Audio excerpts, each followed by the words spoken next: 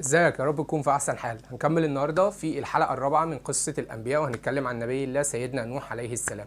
بس قبل ما نبدا في اي حاجه، زي ما بقول كل مره، لو اول مره بتشوفني ووصلك الفيديو ده او انت اللي وصلت له، مش مهم مين فيكم اللي وصل للتاني، انزل اشترك وفعل الجرس عشان يوصلك جديدنا باستمرار. دعمك بيفرق معايا بشكل كبير جدا، وبكون مبسوط من ان الحاجه اللي انا بعملها بحس ان هي فيها تفاعل كبير، سواء بالكومنتات او اللايكات او طبعا الاشتراكات الجديده.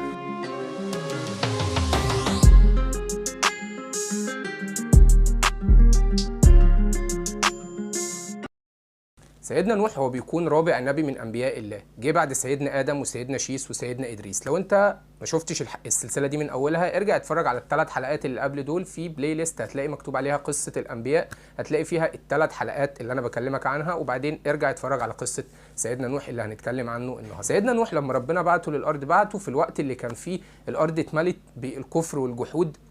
وما كانش الموضوع هنا مقتصر زي ما بنتكلم على فكره المعاصي بس، زي الزنا او المعاصي اللي ممكن تكون معاصي بس ما فيهاش كفر او شرك بالله، ولكن كان الموضوع وصل لمرحله الشرك بالله والكفر بالله، بل وعباده الاصنام. منين جايبين الكلام ده؟ من ان الناس اللي كانوا موجودين في عصر سيدنا نوح، الاجيال اللي قبلهم كان في وسطهم ناس صالحين، فهم عملوا لهم تماثيل. مع الاجيال خطه الشيطان دايما طويله المدى، الشيطان ما بيجيش يقول للانسان اكفر كده على طول، والا يبقى الشيطان عبيط جدا يعني. حتى ربنا دايما لما حذرنا قال لنا خطوات الشيطان، لان هو بيجي لك على شكل خطوات، ونفسه طويل وصبور جدا، ممكن يسيبك ويروح ويرجع وسنين. وده فعلا اللي حصل، ان هم كانوا الناس دي صالحين، فابتدى الشيطان يوسوس للناس، طب ليه ما نعمل لهمش تماثيل تخليدا لذكرهم؟ ومع ان جيل بيموت بعد جيل والعلم بيختلف او بيختفي، ابتدى ان هو يوسوس للاجيال الجديده ان دول ناس تعبد من دون الله سبحانه وتعالى. وربنا ذكر لنا اسامي الناس دي في الايه الكريمه اللي انت هتشوفها دي، لما ربنا كان بيذكر لنا اساميهم اللي هم يغوث ويعوق ونصر. هم كانوا 5 في الايه الكريمه، ربنا ذكرهم لنا بالاسم زي ما انت شفت في الايه الكريمه. سيدنا نوح ابتدى ان هو يدعو الناس لعباده الله وحده لا شريك له، وابتدى يوضح لهم ويفهمهم ان هم يقربوا من ربنا ويبعدوا عن المعاصي ويستغفروا ربنا سبحانه وتعالى عن شركهم وكفرهم. وابتدى يوضح لهم زي ما بنشوف في الايات دي كده، ان هم ربنا سبحانه وتعالى هيغفر لهم لو هم رجعوا له، وان هيمهلهم الى اجل مسمى، لكن هم صمموا على كفرهم وصمموا على الطريقه بتاعتهم. سيدنا نوح ما كانش الموضوع معاه ان هو دعاهم لمده يوم او 2 او سنه او 20 او حتى 100 سنه. ربنا سبحانه وتعالى بيذكر لنا انه لبس في قومه او عاش في وسط قومه 950 سنه. ف 950 سنه، انت متخيل شخص عاش حوالي 9 قرون ونص بيدعو قومه؟ لان هم ماشي، هنقول طبعا في البدايه هو مش اكيد مش بيدعوهم من اول ما اتولد، لكن اكتر من يعني جزء كبير جدا من عمره هو عايش بيدعو قومه لعباده الله، وان هم يبعدوا عن الكفر والشرك اللي هم كانوا عايشين فيه. فده محتاج صبر كبير جدا، ولذلك اصلا سيدنا نوح هو من ال5 انبياء اللي بيسموا باولي العزم، لما عاناه ولما شافوا من قومه من صبر وتحمل وحاجات كتير جدا هو عاناها معاهم. وهو مش بس على فكره بيضرب لنا مثل في الصبر، هو بيضرب لنا مثل في تنويع الاسلوب، ودي رساله لكل واحد مسؤول عن تعليم ناس معينه، انك مش بس محتاج صبر، لكن محتاج دايما تغير اسلوبك. هو في الايه الكريمه اللي احنا بنشوفها ربنا بيذكر على لسان سيدنا نوح الطريقه اللي دايما كان سيدنا نوح بيحاول ان هو يمشي بيها معاهم. يعني سيدنا نوح بيقول اني دعوت قومي ليلا ونهارا فلم يزدهم دعائي الا فرارا، واني كلما دعوتهم، يقول ان هو دعاهم في الليل وفي النهار، وان هم كان كل ما بيدعوهم بيحطوا اصابعهم في ودانهم عشان يعني ما يسمعوش هو بيقول ايه، وبيستغشوا بثيابهم، بيغطوا وشهم بثيابهم عشان ما يشوفوش هو بيقول ايه ولا يسمعوا هو بيقول ايه. بل ان هم او ان هو كمان دعاهم في السر وفي العلن، يعني بينه وبينهم، وكمان بصوت مرتفع ان هم يستغفروا ربهم، وحاول انه يخليهم يحبوا الاستغفار ويفهموا ان ده هيجلب عليهم الخير. فقلت استغفروا ربكم انه كان غفارا يرسل السماء عليكم مدرارا ويزيدكم، وهكذا. هو ربنا هو بيقول لهم ان انتوا لما تستغفروا ربنا هيخلي عندكم اموال وانهار واولاد وهيديكم من الخير الكبير ده. ولكن هم برضو صمموا على كفرهم وعلى امتناعهم عن ان هم يسمعوا سيدنا نوح ويؤمنوا بالدعوه اللي هو بيدعوهم بيها. بالمناسبه قصه سيدنا نوح من اكتر القصص اللي اتذكرت في القران، اتذكرت في حوالي 11 سوره من سور القران، الى درجه ان في يعني مش بس اتذكرت في سوره الاعراف وسوره هود وسوره يونس وسوره القمر، لكن كمان هي وسوره التحريم وسوره الصفات والشعراء، ولكن اتذكرت كمان باسم سوره كامله باسم سوره نوح. في سوره كامله اسمها سوره نوح في القران الكريم بتتكلم باستفاضه عن القصه دي، مش بس الصبر على قومك اللي انت مش ما تعرفهمش او مش من دمك، ولكن حتى الصبر كان على زوجته اللي هي ما رضتش تؤمن بيه وكانت بتعين قومه ضده، وعلى ابنه اللي ما رضيش هو كمان يعمل ده. ليه زوجته احنا بنقول عنها كده؟ لان ربنا ذكر لنا في القرآن الكريم، ما ربنا سبحانه وتعالى بيقول في القرآن الكريم: بسم الله الرحمن الرحيم، ضرب الله مثلا للذين كفروا امرأة نوح وامرأة لوط كانتا تحت عبدين من عبادنا الصالحين فخانتاهما فلم يغنيا عنهما من الله شيئا وقيل ادخلا النار مع الداخلين.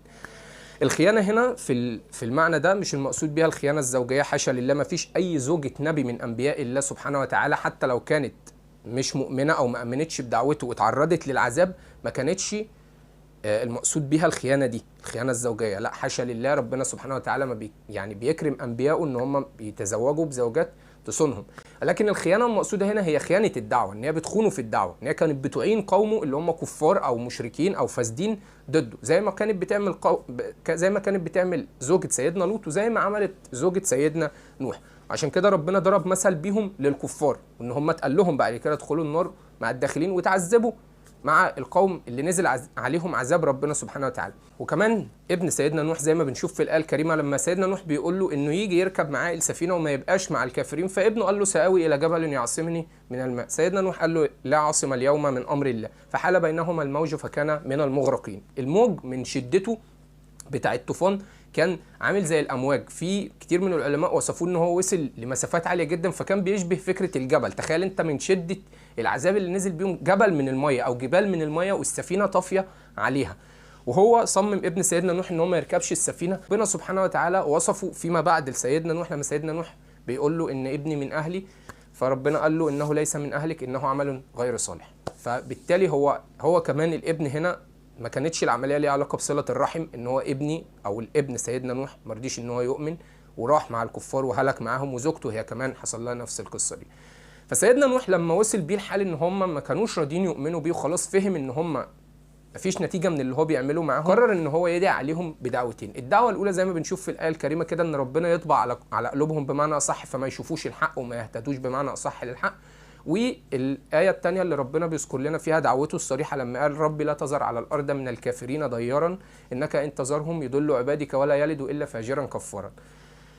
سيدنا نوح هنا بيدعي عليهم إنه مش بس هم خلاص فاسدين وكفار ومش هيؤمنوا، لا ده حتى ذريتهم اللي بتيجي كمان هي شبههم وهي زيهم ومش هيؤمنوا، فيا رب خلاص اهلك القوم دول كلهم.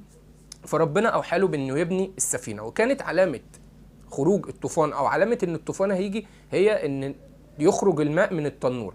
العلماء اختلفوا في موضوع التنور، في منهم اللي بيقول ان التنور هنا معناه ان تطفو ميه، تطلع بميه من باطن الارض فتبقى دي العلامه اللي بتظهر ان في ده هيحصل، لان سيدنا نوح اصلا كان المكان اللي عايش فيه كان صحراء، فكانت هتبقى غريبه جدا ان الارض الصحراء تطلع ميه لوحدها، فدي كانت هتبقى العلامه. في ناس تانية بيروحوا الاغلب، يعني اغلب العلماء بيروحوا للراي الثاني، وهو المقصود هنا بالتنور هو الفرن اللي معمول من الطين، ويقال ان ده مكان مش طبيعي ان يطلع منه الميه، فطلوع الميه من التنور ده معجزه او تظهر لك ان دي العلامه اللي خلاص اللي بتقول لسيدنا نوح ان ابدا اركب السفينه وخد من كل الكائنات اللي موجوده زوجين معاك، وطبعا العباد الصالحين اللي امنوا معاه، لان كمان ربنا ذكر لنا ان وما امن معه الا قليل، ففي ناس من البشر امنوا معاه، ناس قليلين دول اللي ركبوا معاه السفينه، وباقي الازواج اللي هو خدهم من الحيوانات والطيور وهكذا زي ما مذكور في القصه. سيدنا نوح ابتدى ان هو يعمل السفينه. كمان كان سيدنا نوح مش بس بيتعرض لان هم ما بيردوش يؤمنوا بيه، لكن لما بدا يبني السفينه ابتدوا كل ما يعدوا يتريقوا عليه ويسخروا منه، لان هم في صحراء، فانت بتبني سفينه بناء عن ايه او بتعمل ايه؟ فبيتريقوا عليه. فسيدنا نوح قال لهم ان انتوا بتسخروا منا، احنا بعد كده هنسخر منكم، تمام؟ وفعلا بنى سيدنا نوح السفينه، وفعلا جاء الطوفان دمر الارض او موت الكفار وهلك الكفار.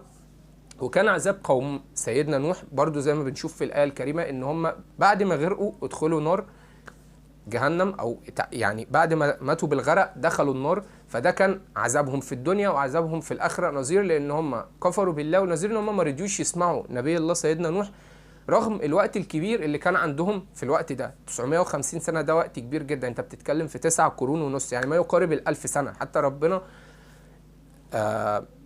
سبحانه وتعالى في القرآن بيقول فلبث فيهم 1000 سنة إلا 50، فدي يعني وقت كبير جدا، لأن أنت تدعو قومك أو تدعو الناس وهم ما يردوش يؤمنوا أو ما يؤمنش معه غير عدد قليل زي ما ربنا ذكر لنا، عشان نبقى بس بنتكلم بدقة. هو آمن معه بس آمن معه عدد قليل، ده طبقا لربنا سبحانه وتعالى وضحه لنا في القرآن. وبعد الطوفان استوت السفينة على جبل الجودي اللي برضو ربنا ذكره في القرآن. منطقة الجودية دي يقال إنها موجودة في أحد الأماكن أو أحد المناطق التركية حاليا، واللي هي ملاصقة للحدود السورية والعراقية.